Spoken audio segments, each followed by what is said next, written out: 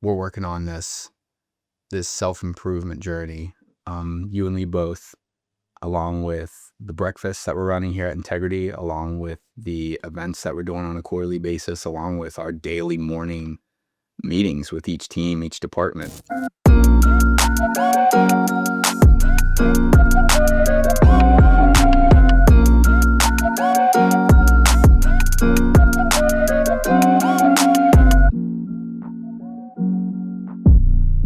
Eric, would you mind diving in a little bit on the overview of the Core Four?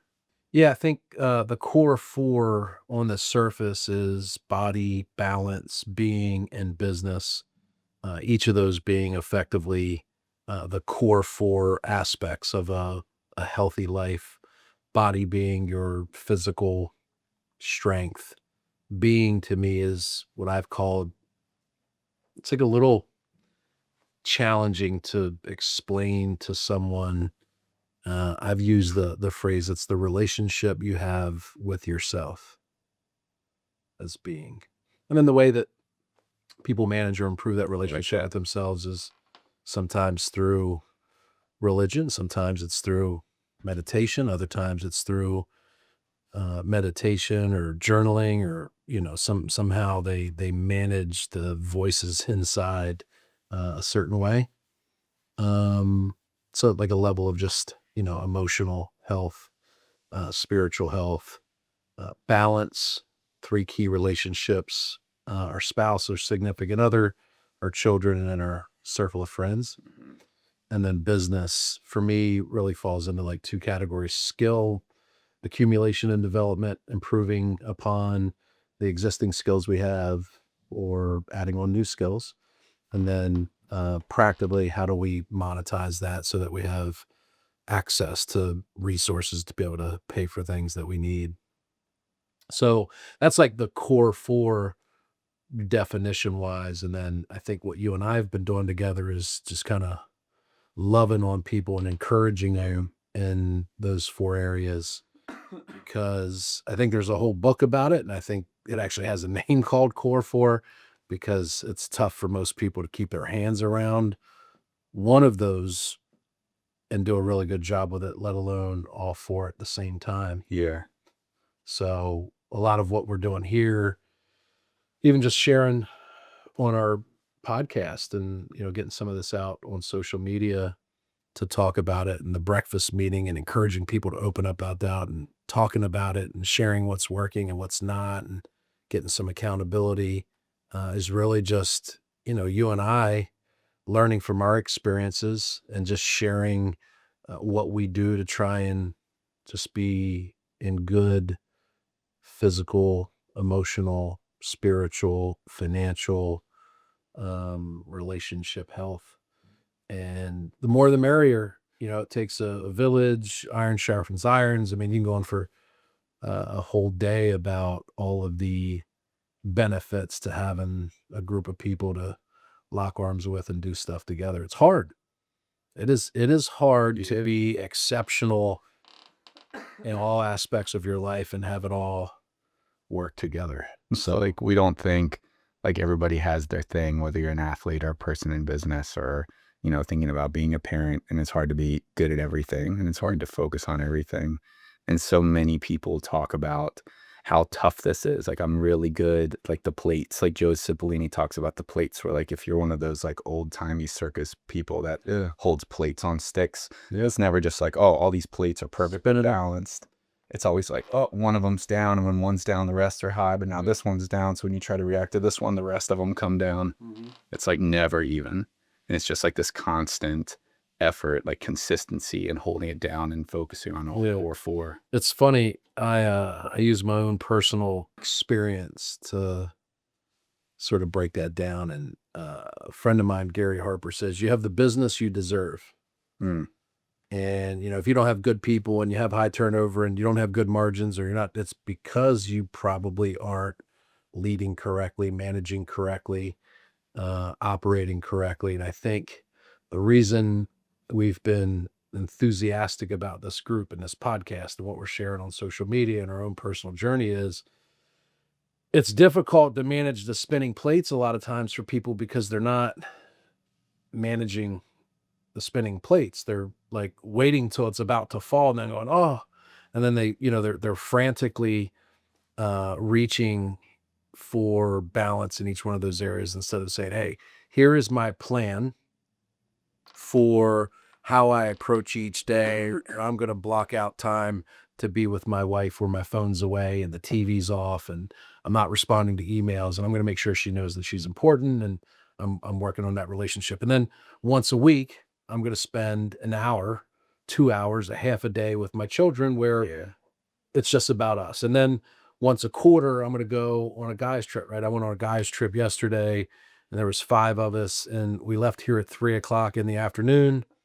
We went to the Sweet 16. We got back at 3 in the morning. It was literally 12 hours, probably the only 12 hours that most of us has spent on a boys trip or hanging out or doing something with just friends in Who knows how? a year, Yeah. maybe. If not And longer. we got like a little charge out of it, right? And there was some camaraderie and we ate some burrito bowls and, just hung out, telling jokes, making fun of each other. And, even though everybody got hardly any sleep and we, drug our bodies into work today, you feel recharged. And it's Yeah. good to have that fellowship. So if you plan for it, or you're part of a group that encourages it, or you have an accountability partner, or you actually map out a 1-page plan that says, hey, I'm going to do these things once a week, once a quarter, once a day, or whatever, there's less of that spinning plate Yeah. feeling. I think we get the balance that we deserve. If we don't plan for it, if we don't make sacrifices, if we continually take the easy route, we'll end up with a tough personal life or a tough business life or whatever, because we're not giving it the consistent focus that it deserves. And even on that point, I mean, how many, because you guys did that yesterday and you were still, what time did you get up? Like you were still right back on it with the same routine, 10 to 5. right, wrong, or indifferent. Not easy, but how do you feel? A little groggy, but I wouldn't have felt any better if I had slept in till 7:45, 8 Yeah. o'clock, to convince myself that that hour and 15 minutes of disrupted sleep is going to somehow Really make me made a better. difference. That's like the one thing I've noticed, when you're tired, when you're too tired to exercise, the exact thing you need is exercise. Yeah, right. Yeah. Right. And I noticed this with some of the business masterminds that I'm in, where guys are like, oh man, there's way too much going on at work right now. I can't afford to be away from the office. It's like, dude, the reason you're so busy and you can't pull away and is because you aren't at the mastermind. And if you got around a bunch of people that have been through that phase of business, they could probably teach you or coach you through it or share with you what they did to get, more organized. So it's funny, sometimes the exact thing that we need feels counterintuitive, Yeah. or hard or impossible. But yeah, I mean, for me, I woke up at 4:45 this morning. I was like, oh, I'm too tired to go to the gym. So I didn't go to the 6:30 workout. Honestly, if I would have went to the workout at 6:30, I'd probably have more energy Yeah. than I do now. What that kind of leads us in perfectly because we've been doing the Miracle Morning has been our book. So it's been our book for integrity. It's been our book for the breakfast. It's kind of been like the big focus. It's cool. I'm sure tons of people here would say as I'm out and about and working and meeting up with partners and clients, I even find myself talking about it because the conversation just naturally sways there. Mhm. Like, so this morning, like, what was your routine? Like, just to start it there. This morning's probably not the best example. This morning I woke up, I did pray. I didn't journal. I actually didn't even think about it until just right now. That would be in my normal routine. I didn't move, but normally, even like Tuesday or something, I work out at the gym Monday, Wednesdays, Fridays, and Tuesdays and Thursdays. I do light stuff, maybe cardio. I'll go for a walk. I play basketball Tuesday nights.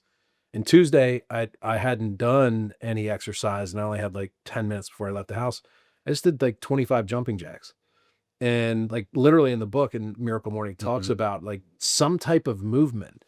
Like, so, he says in the book, like if you're starting or thinking about starting a new routine, you don't have to do an hour-long Miracle Morning. You can do 6 minutes, which means the 6 things, 1 minute. And I'm like, okay, as long as if I get my blood flowing and I get the air in my lungs moving and I move my body, and I did it and it felt better.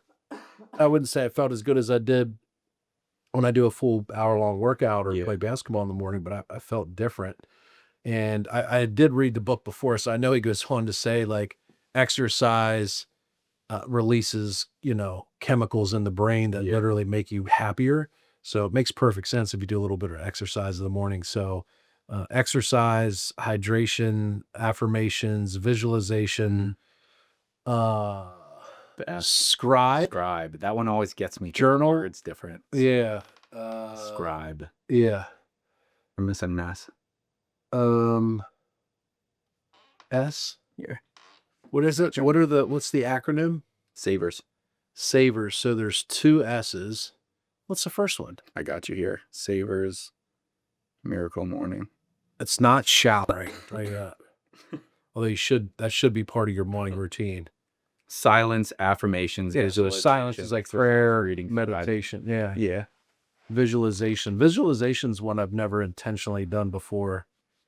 Other than when I was like probably playing basketball and baseball. Like, you ever heard in basketball when like a shooter's struggling, they'll just like, he just needs to see one go in. Yeah. That's like visualization. Before I was, maybe on the free throw line or had an at bat in baseball, I would like visualize like pitch and the circumstances and the shot and seeing it go in, and it seemed to make it easier Gives you to that live in gut that moment. though, like it just gives you a little extra. Slows you down a little bit. It's like when you're practicing and you just like, you're almost, even you're like a senior in high school and you're practicing on the court by yourself, but you're like pretending you're in a game. Yeah. And it seems so goofy, but it just gives you that extra oomph. I think what's cool about Miracle Morning and how it works into the Core Four is early in the book, we went through the first 3 chapters last week, and then we're going to cover the next 3 chapters this week. So it'll probably take us 5 weeks to read it. If you just think about like getting up, say an hour earlier in the morning, you're likely to have more time for a bunch of different reasons to be focused on your being or go to the gym or to do all that stuff. So it's like, being balanced in the core four and maintaining, an impact at work and still being a good dad and a good father and a good friend. Like, literally, if you were to do one thing, he even says in the book, right? The guy was going through the author was going through depression, and his house was in foreclosure, and his job and his business was falling apart. And he went to a mentor that he trusts, and he said, "What do I do?" And he goes, "Well, how often do you exercise or go for a run?" He's like, "Dude, my life's falling apart. What the heck's not going for a run?" And he goes, "I hate running." And he goes, "Well, what do you hate more, your current situation or running?" And he's like, "Good point. You went and ran." And that first time he ran, he had like an idea and he was like rejuvenated. He was like rambling to his wife when he got home. Like he was like rambling about how all these ideas and all this stuff. And then he started telling people about how great it was when he went for a run and how all these great ideas. And that's how he kind of eventually stumbled into documenting how some of the most successful people that he studied, I think, had this morning routine with these functions in it, these savers. And then he did it, and his life turned from, facing bankruptcy and foreclosure and depression and all of that stuff. He says it even was responsible for him walking again, like visualization, all that stuff. He was in a really bad car accident, and through visualization and affirmations, even though doctors were saying he'd never walk again, he actually believes that process, healed him to the point to where he could make a full recovery when it didn't seem medically possible. It makes you think of like how whenever there's so many like cancer survivor stories, and then like they say like, yeah, they had, terminal cancer or something wild, and then they like get through it. And then whenever people in that state, like situation talk about it, you always hear friends and family like, yeah, they were determined they weren't going to get beat by cancer. They were going to beat this thing, or the neighbors or mind over matter. Yeah, they always said, oh, I'm going to beat this thing. And you're like, yeah, it's terminal. And then you see the other where like people just quit. And then like it takes them in a matter of days. Or, I've seen that with a couple, like the one that sticks out to me that like just kind of like hangs with me is Joe Paterno. That's so funny. That's what came to my mind too. The Penn State football coach, where he was, I don't know, the guy was 80 couple years old or maybe even older, and was running up and down the sidelines of Penn State football. And then when he retired and all that stuff kind of went down, his desire and his purpose and his attitude and, the way that he looked at things probably changes or changed drastically. It's flat. It was like in a matter of, I don't know, a couple weeks or a couple months, he passed away. And I think his wife passed away Right after after that. that, and it's like the same Yeah. mind over matter. Yeah. That's a wild one. Yeah. So it's crazy to think that. So I guess the concept of the book is you have somebody whose life was falling apart, and just by simply implementing a morning plan, that just helped kickstart the day. And now you're in Power One More. Now you're compound interest day over day, even if you're starting from like bankruptcy level, but then you build yourself back up. Mm-hmm. So, I mean, I get the baseline would be like, I have kids, I've got to get to work. I was up late watching TV or whatever. Like, how could I possibly fit all these things in? And it's like, we'll just kind of suck it up for a day and wake up an hour earlier is what the book uses. Or And 10 minutes. Yeah. or I 6 think minutes, that's he the, says, yeah. for each. Yeah. So one for each of those sections. Yeah. It's, it's kind of like I was saying, when you wake up and you feel you're tired and you use tired as an excuse to not go to the gym, the only logical solution to not being tired is to go to the gym. Yeah. So I think it's the same thing. And he says in the book about he wasn't a morning person. And when he started teaching this and sharing this with his clients and they started having these remarkable results, none of them were morning people. Yeah. However, when they made the commitment to do it and they felt the results of moving their body in the morning, and they felt the compounding results of reading, 15, 20 pages a day and learning from that, and they felt the results of spending some time in silence and gathering their thoughts and managing anxiety or managing, stress or managing anxiousness, they became morning people because they were now um almost like addicted to the results that Yeah. came with it. And man, I was in that boat. Like I swear I might have set my alarm for 6 a.m. for like 3.5 years straight Just snoozing. and mashed the snooze Yeah, button 10. every day. And then like, I think actually when we started doing these team workouts is when I was like, hey, I can't snooze because someone's counting on me to be there. And if I don't Set it go, up. yeah, I gotta tell them like, hey, either I'm a Mm-hmm. or I'd have to lie and say like my belly hurt or something. I don't want to be a liar or a so I guess I might as well get up. And then I went and I exercised and I got to work and I was like, man, I feel good and I'm happy and like, things are coming naturally to me and like I'm not freaking out over little tiny things and like all this stuff became easier. So I think what I realized in my own little miracle morning experiment was everything that was challenging or difficult or I struggled with throughout the day became easier if I just won that first battle of the day, which is just getting up. Like just the alarm goes off. Because even when you snooze, you're still tired when you finally do get up. Mm-hmm. It's not like you Yeah. hit the snooze button 2 times, like, I feel amazing. Yeah. It's now time to get up. No, it's like, Yeah. man, I'm tired, but I've run out of time. And So- I'm mad at myself for having done that. Yeah, now I feel like a jerk. Yeah. That makes sense. So I think the biggest commitment as we try and wrap this up would be, I've learned, and I want to hear what your version is it's in the book. It's tough for me to remember because I read it like 5, 6 years ago and now I'm reading it again. I do remember at some point that the advice or a portion of the book, he says the key to an effective disciplined morning routine is a nighttime routine. Yes. He even says, like, if you tell yourself at midnight, I'm going to be tired tomorrow, you wake up and you're tired. He uses a great comparison. He says, how comes you can be packing for vacation and you only get 2 hours sleep and you wake up and you're charged up? Yep. Well, because when you went to sleep, you said, I can't wait for vacation. I'm so excited. I'm going to be the first person in the car. We're going to have so much fun. So when you wake up, you're happy. Hard. When you fall asleep, you're, I'm going to be tired. The gym's going to suck. It's going to be dark out. You wake up and you carry that from the evening into the morning. So he said, have a good nighttime routine, put your phone away, TV, blue screens, I think an hour before you want to be asleep, go up to bed, put your phone in a different room, have a bottle of water or something where you can hydrate as soon as you wake up. I'm pretty sure in the book he talks about like pounding a glass of water Yeah. first thing and it like Yeah. wakes up your system, and having to walk across the room to get your phone or your Yeah. alarm clock. And just doing that, like making the commitment one day to say, I'm going to give up no matter how I feel. I'm going to go to bed, get 7 hours of sleep the night before. Um, becomes easier, Yeah. and it only sucks till it doesn't. And it just requires some reps. So like, how did you, cause you're a morning guy. Hmm. What's one hack that you have that we can share before we hop out of here about how to win that morning routine, snooze button, getting up when it's dark, getting up when it's cold, getting up when everybody else is sleeping, slash nighttime routine. What's the secret to making that work? The worst answer is the honest answer. Like, there's no secret.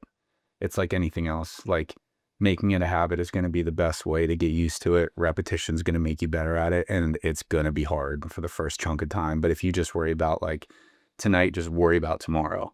And then tomorrow night, just worry about the next day. Like, I wouldn't worry about making this a habit. I'm not going to work out the next day. Like, just work out tomorrow morning. And if you just run it back over and over and just worry about the next 24 hours, it becomes a habit once you do it, a week or two, once you get into it a week or two straight. Yeah, it's funny. We were coming home from the game yesterday, and Ferd, who was with us, who has been on about a 2 week run now of going to the gym every day. One of the other guys that was with us was like, "Man, I'm not going to the gym tomorrow." And Ferd's like, "I'm not missing." He's like, "Dude, you're gonna get an hour's sleep." He goes, "If I miss tomorrow, then I know I won't go Saturday, and then I'll give myself the excuse to not go Sunday, and then I'm probably not going to go Monday." So he said, "Missing tomorrow leads to missing 4 days in a row." So in his mind, he's saying, just go today. Yeah. And he even said, he's like, "You know what? It won't be my most challenging workout." He said, "I'm just going to go. I'm going to walk on a treadmill for 15 minutes. I'm going to get in the sauna, and I'm going to go at the exact same time I always go." So yeah, I think that's a good point. Just don't focus on like, hey, am I going to do this for the rest of my life? Just go one day, one morning, start, see how you feel, and then stack some ways Yeah, and do it run the it next back. day. So, what closing remarks do you have? It's the Core Four Conversations. We're just here to encourage people to be balanced in the four main areas of their life, and share encouragement, and share our wins and share our losses, and be a person of inspiration for people that watch this. Be some encouragement and accountability. What do you want to leave us with? That's spot on, man. One more, little by little, 1% every day. Yeah. Healthy habits.